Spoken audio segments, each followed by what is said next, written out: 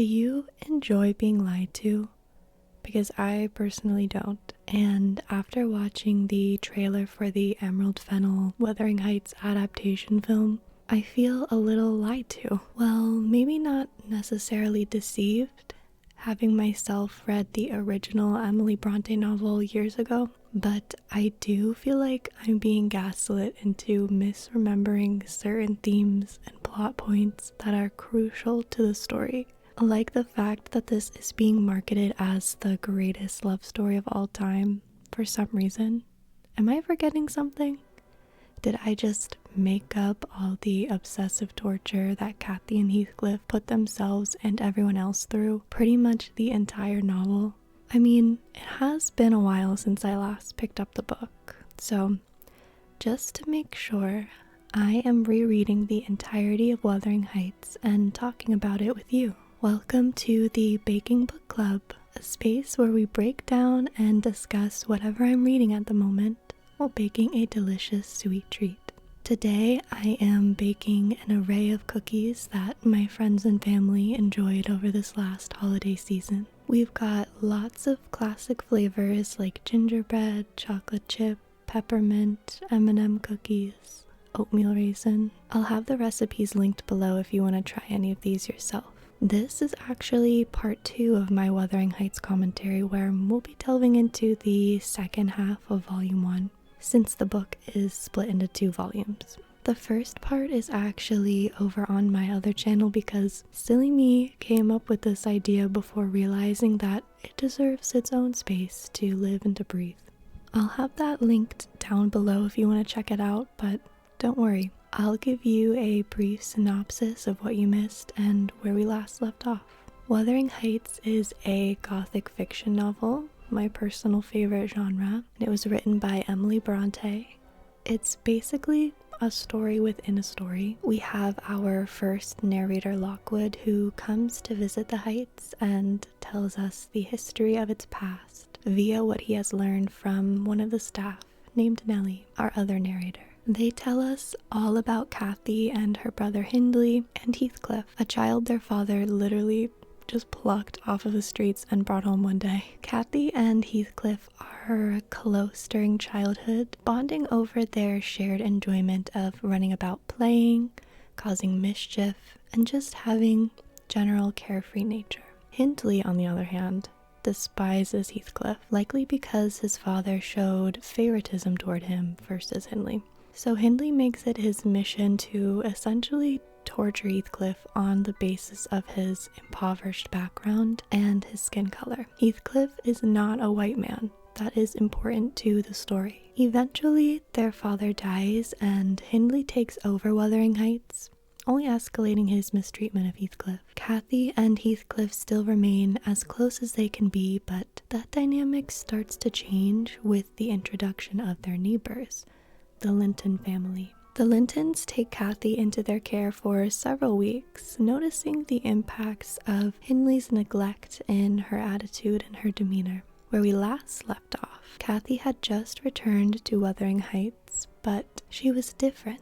The Lintons had begun molding her into a proper young lady instead of the playful and carefree girl that she once was. During her stay at their home, the Grange, she also struck up a friendship with their son Edgar Linton. The introduction of Edgar, this well-to-do, pale, blonde-haired, blue-eyed boy, directly juxtaposes Heathcliff, who begins to yearn for Edgar's features and his fortune so that Cathy may enjoy his company again. His only friend has changed, and now her new friend, Edgar, alongside Hindley, relentlessly bully him. Moving on to chapter 8, it starts by Hindley's wife dying shortly after giving birth to their son named Hareton. This only makes Hindley's behavior worse around the house. In this chapter, Catherine becomes more aware that she's caught in the middle of her two friends that despise each other, Edgar and Heathcliff. Nellie finds Cathy's incessant need to discuss them and how their arguing affects her quite annoying. Nellie not liking Catherine because she's so arrogant and self-centered is actually very comical to me, because she's literally a 15-year-old girl with 2 boyfriends. Of course she has an ego. It was at this point in the story that I posed a bit of a question to myself, which was, is Catherine a good friend to Heathcliff? Deep down, she does seem to care for him more than she's letting on externally at times, especially now after her stay at the Lintons, but is simply carrying on the inside enough. She might call herself Heathcliff's friend, but the title alone doesn't make her a quality one. Catherine is trying to be 2 different people for 2 different people, if that makes sense. But it's impossible to keep this up forever. At some point, she will have to choose, because splitting herself in half will satisfy nobody, including herself. We already see this causing issues so early on.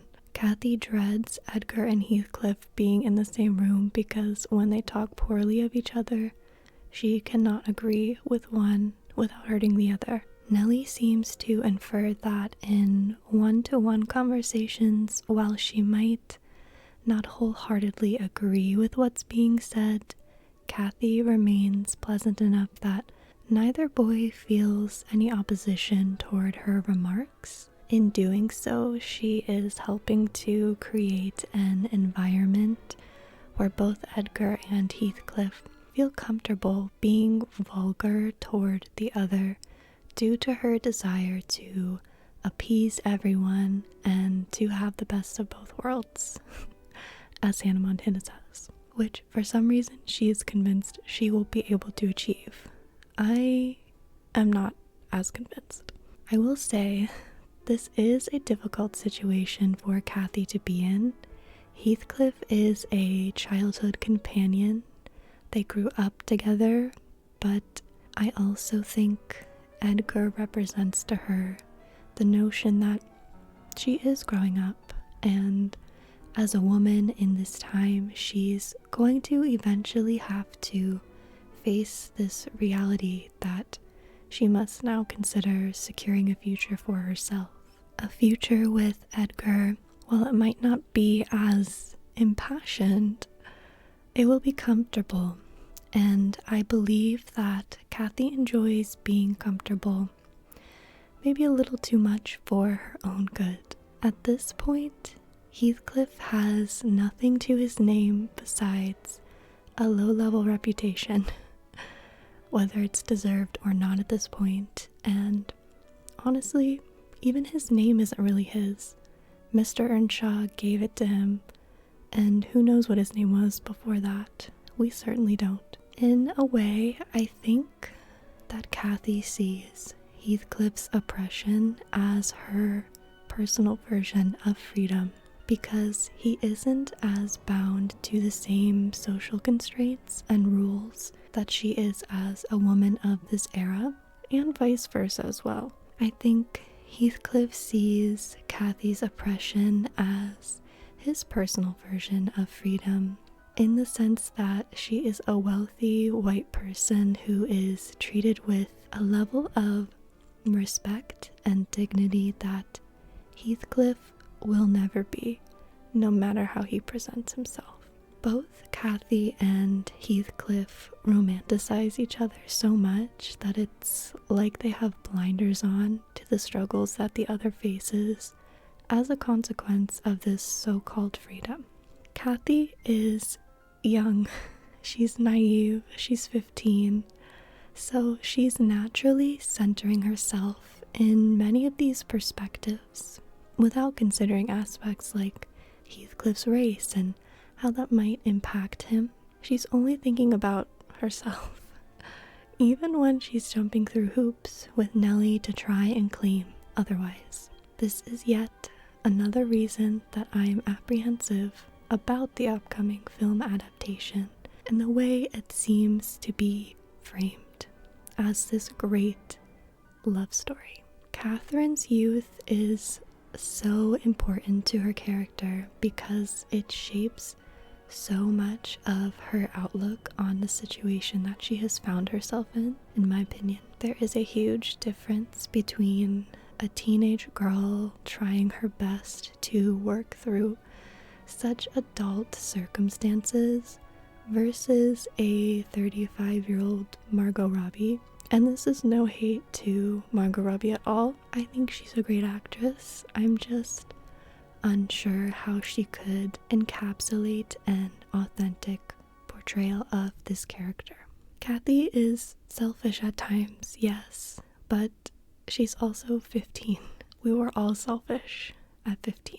As of late, Kathy has been spending a lot more time with the Linton family than with Heathcliff, and Heathcliff definitely notices this because she and him get into an argument about it that he instigates. At the same time, Kathy has invited Edgar over, expecting Heathcliff to be busy somewhere else. In her anger and annoyance, Kathy uses the growing disparity in their education and intelligence levels against Heathcliff, saying that he is no longer interesting to talk with compared to the Lintons, as if he even has the time to study anymore, with Hindley working him all day long now. Kathy seems to be oblivious to Heathcliff's personal struggles. She feels sorry for him when someone's mean to him in front of her, and yet she has little to nothing to say about her brother and Edgar's habitual mistreatment of him, which causes outcomes like Heathcliff falling behind in education. I hesitate to call Kathy performative, since I feel like she does care about him to some extent, but as I asked earlier, is that enough to call her a good friend of his? She has quite emotional reactions to Heathcliff at the surface, and those reactions deep down are really usually as a result of centering herself. I mean, she even does this with Edgar in this chapter as well. After lashing out at Nellie in frustration of Heathcliff, Edgar is appalled, rightfully so, and tries to leave. In response, Kathy lies to his face about what happened when he calls her out, and tells him if he goes, she will cry herself into sickness. So more 15-year-old behavior from her. And it works. He stays. I think aside from class restrictions, another reason that Kathy ends up marrying Edgar, spoiler, but also not really because this book is over 100 years old at this point, is because he gives into her antics and theatrics. Heathcliff does not. He demands honesty from her that she is not yet mature enough to reciprocate, in my opinion. And being honest with Heathcliff requires a level of honesty with herself. Being with Edgar doesn't require this. He never really pushes her throughout their relationship. Before we get into chapter 9, I want to circle back to Hindley's wife for a moment. Her character is more interesting to me than I remember.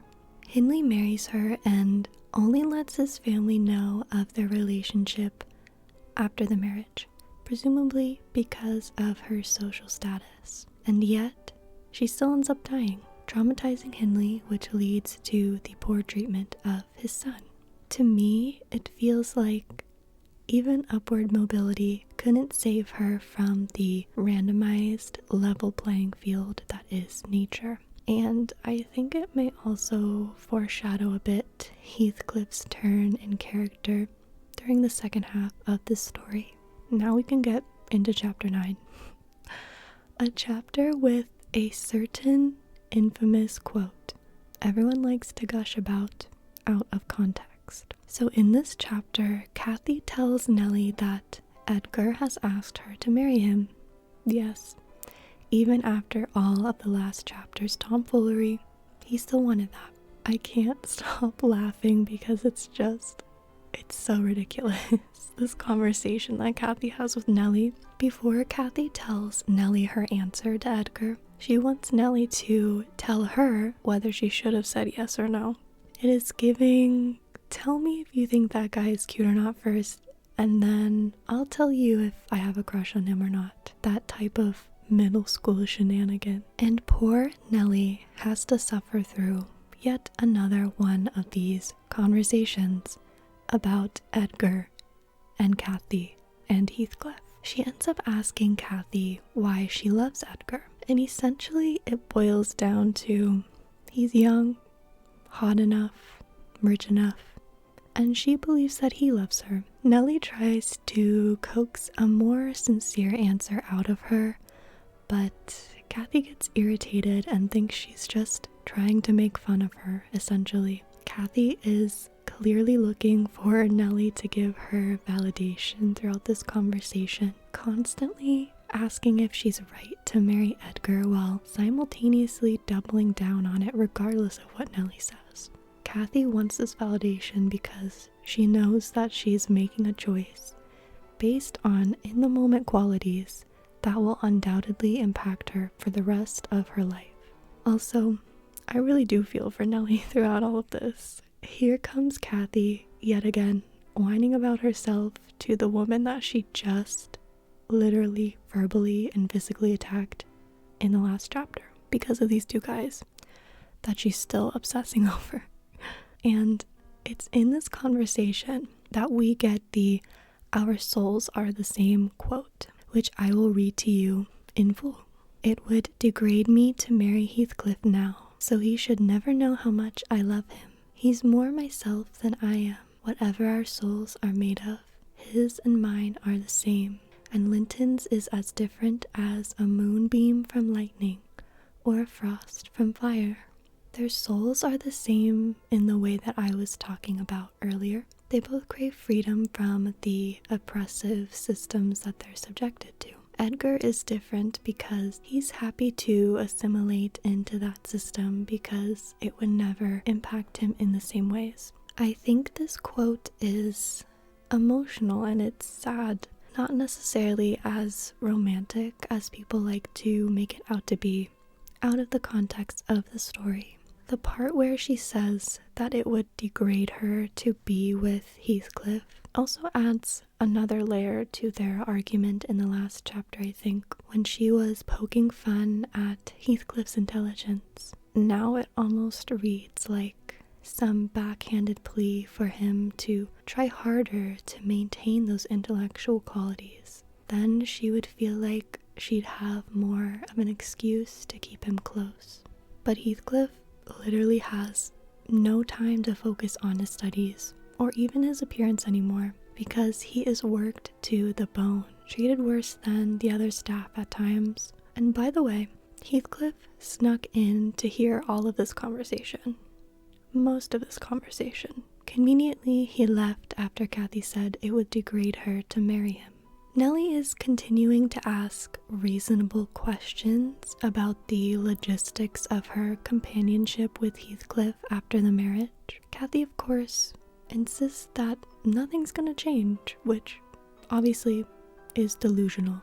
Delulu City right here. She really thinks that Edgar is going to agree to use their resources to help Heathcliff get to a better place. This feels like that one part in Wicked Part 2 where Glinda and the wizard are singing Wonderful, trying to convince Elphaba to join them.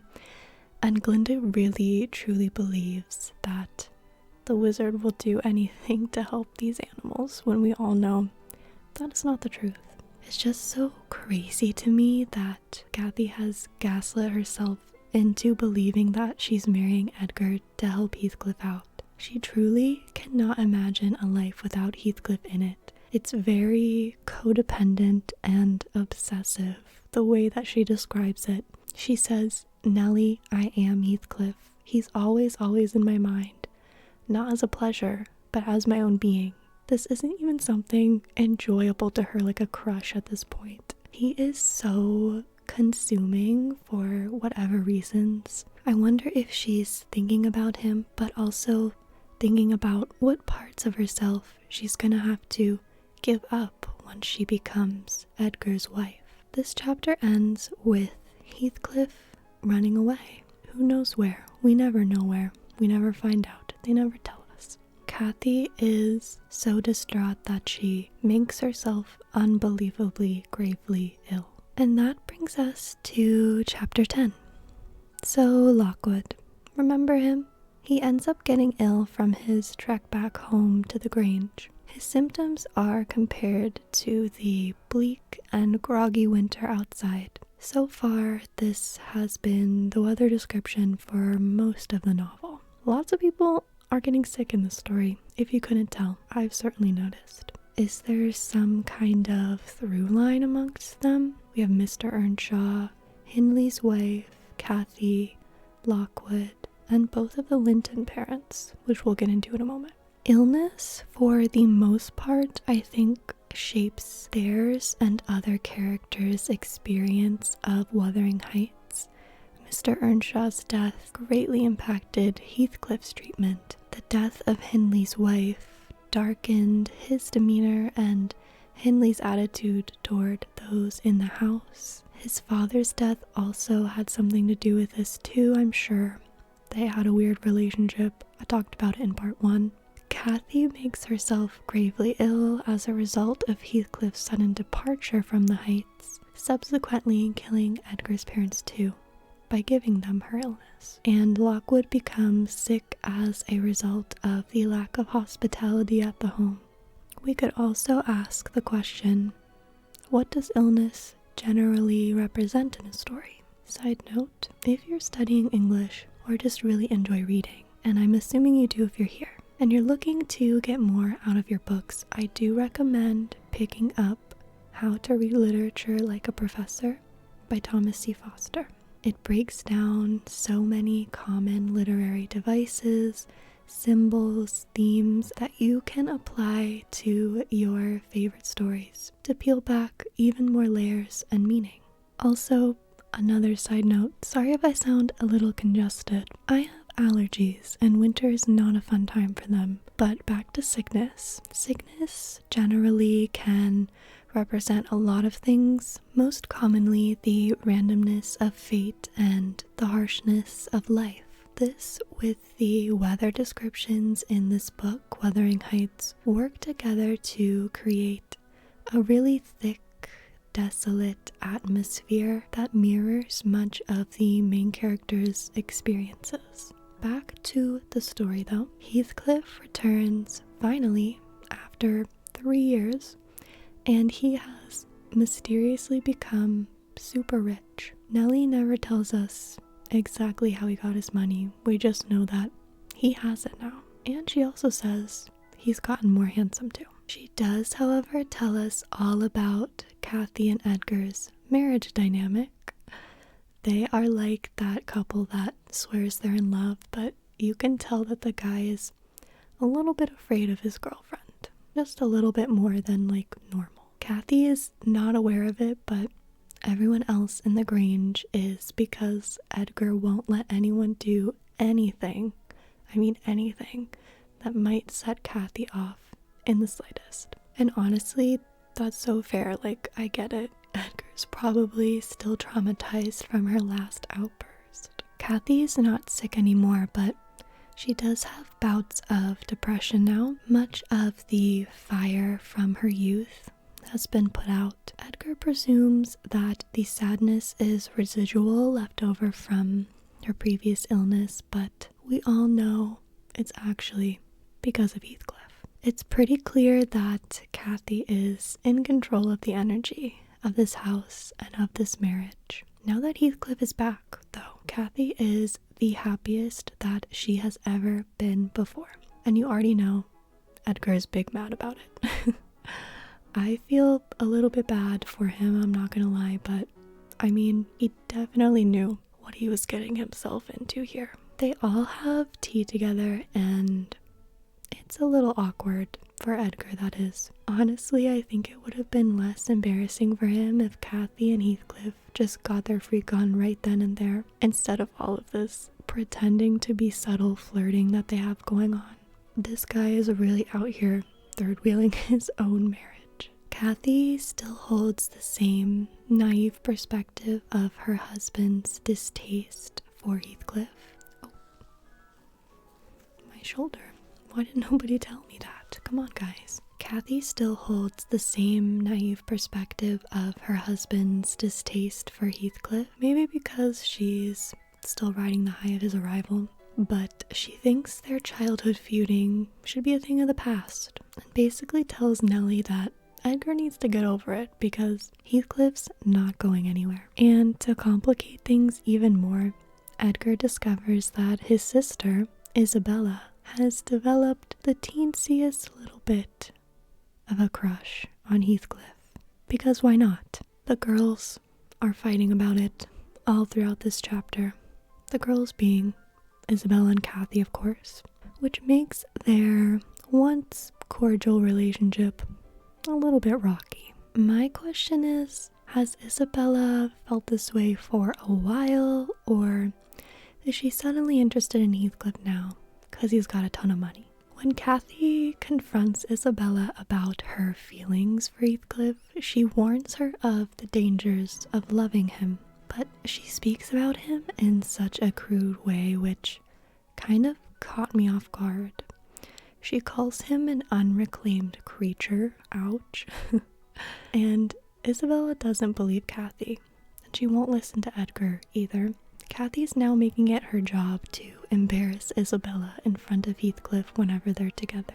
I think it's a if I can't have him, nobody will sort of situation. I also think Kathy might be projecting a little bit when she tells Isabella that someone would have to be shameful and ignorant to give their heart to Heathcliff. If Kathy gets proven wrong, then she'd have to live with the accountability of her own naivety and shortcomings by convincing herself that marriage to Edgar was the only option. And yet, how could she have known that Heathcliff would come back to her in such a way? Perhaps there is also a bit of envy toward Isabella because she never had to grapple with any of this, as she's only become formally acquainted with Heathcliff after his successes. The news of Isabella's infatuation puzzles Heathcliff at first. Then he wonders, how can I use this situation to my benefit? And thus he begins to scheme. It's chapter 11 now, and Hindley's son Hareton is like elementary school aged, I believe. He's begun bonding with Heathcliff, although I don't believe that Heathcliff has entirely sincere reasons for allowing this, especially because Hareton tells Nellie some troubling things when she comes to visit the Heights, namely how Heathcliff doesn't allow Hareton's teacher to come around anymore. I suspect that he is taking advantage of Hindley's drunken neglect by turning his son into the unruly, uneducated beast he always claimed that Heathcliff was. This, coupled with the Isabella situation, seems to mark the beginning of him sabotaging Hindley and Edgar's lineages as a form of revenge. He is playing chess with these people's lives for sure. And now, Nellie is caught in between Kathy's delight with Heathcliff's return and feeling the need to protect these other innocent people from his growing desire for revenge. It's definitely going to come to a point where Heathcliff might have to choose between his friendship with Kathy or his need for retaliation. It was at this point that I started to think about Nellie's character more and how she's been a first-hand witness to most of Kathy and Heathcliff's lives, and how does this impact the way that she views them? You would think that given how much she knows, particularly of Heathcliff's upbringing, she wouldn't dismiss his wrongdoings necessarily, but she would be a bit more sympathetic toward him. She saw how he was treated in the past. How could she not expect some sort of retaliation back? I'm not saying everything he's doing is great, of course. Messing with the lives of those on the exterior of the heart of the issue. But Nellie seems more offended at Heathcliff's reaction to abuse versus the times that Edgar and Hindley were cruel to him. I wonder if this will change at all as the story progresses. In this chapter, Kathy and Heathcliff get into an argument about Isabella. Shocker. Heathcliff hints that he has intentions of marrying her, which confuses and upsets Kathy greatly. She tries to say that he's only allowed to marry Isabella if he actually truly loves her. Basically, Kathy is attempting to corner Heathcliff into reinforcing his closeness with her, because if he weds Isabella, that just expands this love triangle into a whole mess and a half. And it already is a whole mess and a half. We don't need more mess. I want to discuss what Heathcliff says in response to this, because I think it is very striking. He says, quote, "Having leveled my palace, don't erect a hovel and complacently admire your own charity in giving me that for a home. If I imagined you really wished for me to marry Isabella, I'd cut my throat." End quote. This man would rather off himself than have Kathy think he wants to be with Isabella because he loves her. Let that sink in for a moment. Okay, I'm gonna continue. I believe that Heathcliff is touching on a lot of things here. He says that he has done so much to become this more attractive, wealthy version of himself before girls like Isabella and Kathy wouldn't even consider him marriage material. Remember, right before he left, the last thing he heard Kathy say about him is that it would be degrading to marry him. That was his childhood friend, that was his companion, saying that about him. So not only did Kathy not choose him in the past, but she's actively trying to prevent him from pursuing another relationship on the basis of true love, even though that's clearly hypocritical coming from her. It frustrates him that Kathy would be so disassociated to think that he could ever marry someone out of pure love anymore. The least she could do is get out of the way of his plan for vengeance. It is the only thing left he can have all to himself. I do feel bad for Isabella because she's unknowingly caught between all of this mess that her brother had a hand in creating, not her. Although not entirely unknowing, because Kathy did try to warn her, whether it was with sincere intentions or not. I just feel like Isabella and even Kathy at times are disproportionately impacted by the whole Hindley, Edgar, and Heathcliff feuding. Eventually, Edgar joins their argument, and it's so obvious, so painfully obvious, that neither Kathy nor Heathcliff want him involved in this at all. Heathcliff ends up punching Edgar, and Kathy is mad at Edgar for this. She won't speak to him for days, and Edgar seems to be hated on by everyone but Nellie at this point. Ultimately, Edgar tries to push for Kathy to choose between himself or Heathcliff. Of course, she evades answering the question, which, in my opinion, is answering the question. In chapter 12, Kathy seems to be going a bit mad as a result of the previous fighting. Nobody in the Linton household has talked to each other in days. Kathy is convinced that the only way to get people to care about her is if she got gravely ill again. As she's monologuing away, she still refers to Wuthering Heights as her true home, even though she's lived at the Grange with Edgar for years now. She misses the girl she was before she became Mrs. Linton. I wonder if she feels so entrapped in the domestic role of who Mrs. Linton should be that she lashes out in quite dramatic and childlike ways to subvert such restrictions. She even says here, "I wish I was a girl again, half savage and hardy and free." This is the point where I was piecing together that she likes Heathcliff more for the past childhood freedom that he represents, rather than actually loving him as a person right now. And during this big emotional moment for Kathy, Isabella has snuck out and ran away with Heathcliff to marry him. making her now disowned from the Linton name. So Isabella is officially married to Heathcliff. They now reside at Wuthering Heights, where nothing is like she remembered it being as a child. The home has descended into complete chaos and neglect. It's also heavily implied that Hindley gambled most of his money away and is now reliant on Heathcliff and his money staying at the Heights in order to keep it and for him to have a place to stay.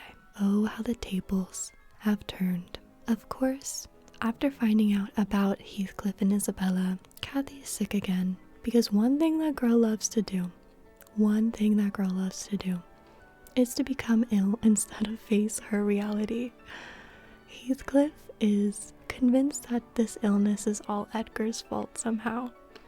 Everyone's just playing the blame game at this point, but he vows to punish Isabella for it, because that makes sense. I do think that the disarray of Wuthering Heights is a reflection of Kathy and Hindley's unraveling, though, especially since we learned last chapter that she still feels so connected to that house. And here we have arrived at the last chapter of Volume 1, Chapter 14.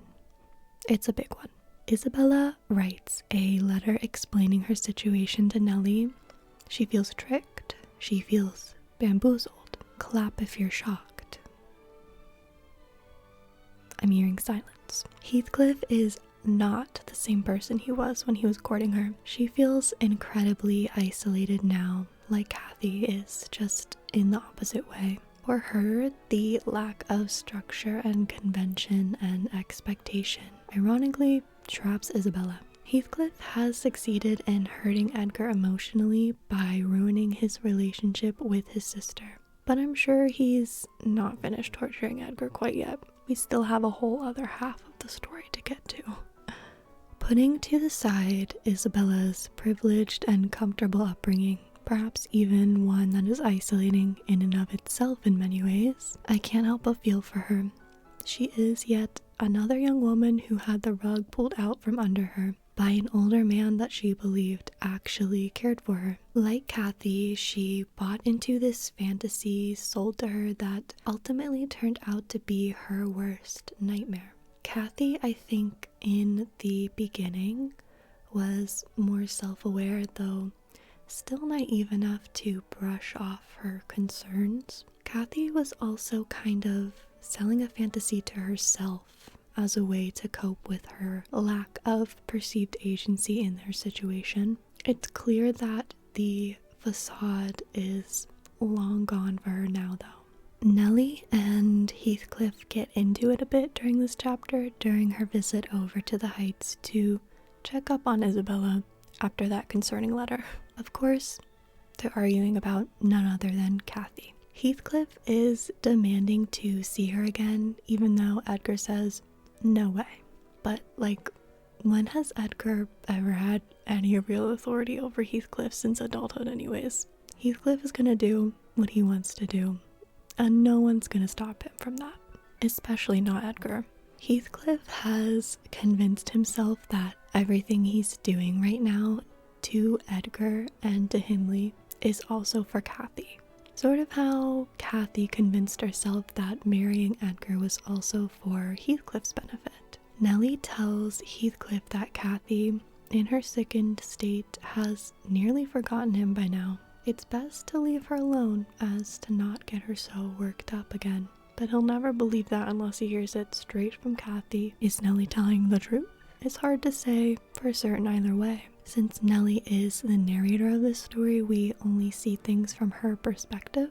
We do know that a couple of chapters back, Kathy was distraught about being away from Wuthering Heights and having to grow up and assume more of the roles and responsibilities of a woman. We don't necessarily know what she's thinking right in this moment, though. At least not yet. Right now, I think neither Kathy nor Heathcliff necessarily want the other in reality anymore, at least not in the traditional sense. They want the thing that the other represents. It's almost like as they obsessively yearn over each other, that true desire grows, and yet it also feels even more distant. Heathcliff says to Nellie that if Kathy doesn't care about him anymore, then all of his dreams and his grand plans for revenge are for nothing. He puts so much of his energy into external vengeance, but that's not what he truly wants. Her forgetting him would be hellish because she's the only person left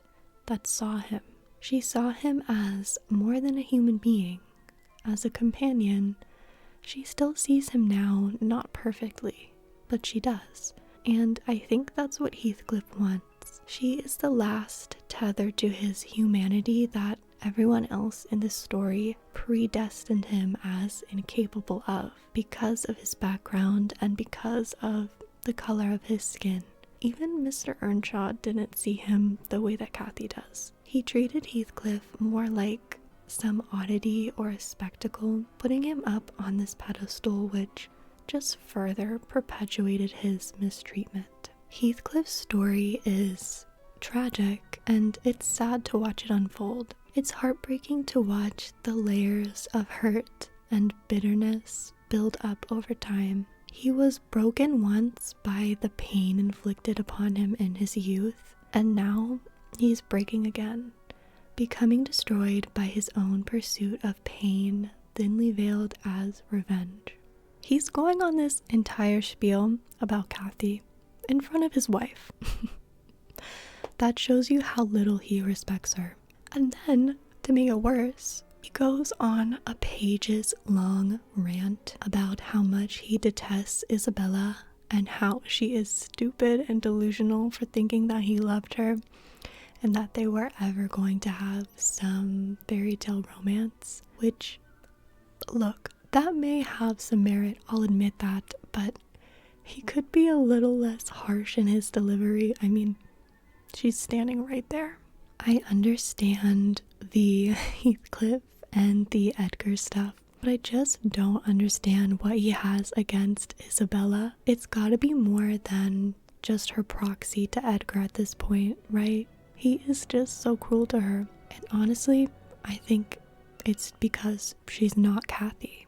She's his wife, and she's not Kathy, because that's all he cares about.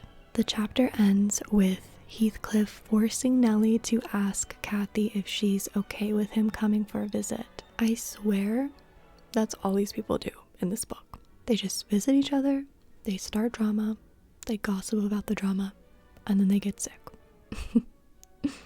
And I love it. I wouldn't have it any other way.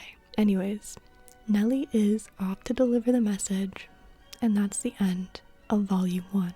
If you're still here listening or watching, thank you so much, because I know already this is going to be a long one. This is going to be a doozy. So I appreciate you sticking it out. I also hope you enjoyed the delicious treats I made.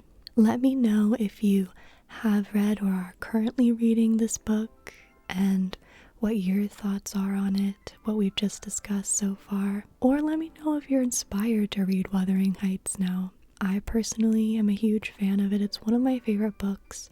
Gothic fiction is like my favorite genre, so this is right up my alley, and I'm excited to talk to you all about the next part, because things get even more melodramatic than they already are, if you can believe that. If you liked this video, please feel free to like it physically on your screen. Click it with your mouse or your thumb. That would be great for me. Or feel free to comment like I was talking about earlier.